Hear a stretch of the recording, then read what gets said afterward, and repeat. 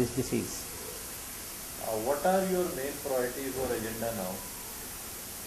Our main priorities and agenda is first to complete our 2 lakh square feet facility, which is for the production, and then we are also setting a lab of 50,000 square feet, because at the time of IPO 3 years back our commitment was only 25,000 square feet, but now we are in the verge of completion of about 2 lakh 50,000 square feet facility, and we are setting a state of the art facility in the manufacturing of enzyme, allopathic and herbal medicine, also setting up a very good facility for the research lab.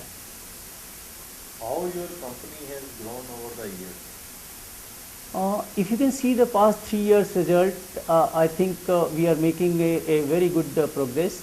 I cannot say that it is one of the top progress, but it's a very decent progress where almost about 25% growth is there, and as far as the top line and bottom line is concerned, and we always try to maintain at least 30% net margin, but this year basically because our diversification is from service to manufacturing, and in manufacturing establishing the product in the market, lot of expenditure is going on.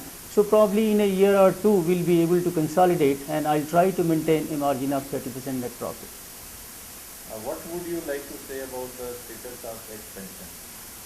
Expansion, as I told in the beginning, we are going to complete about 250,000 square feet facility, which is almost 10 times, but then we will have to equip that, and we are on the verge of completion. Probably in another 6 to 7 months we will be able to take up and complete our first phase of expansion.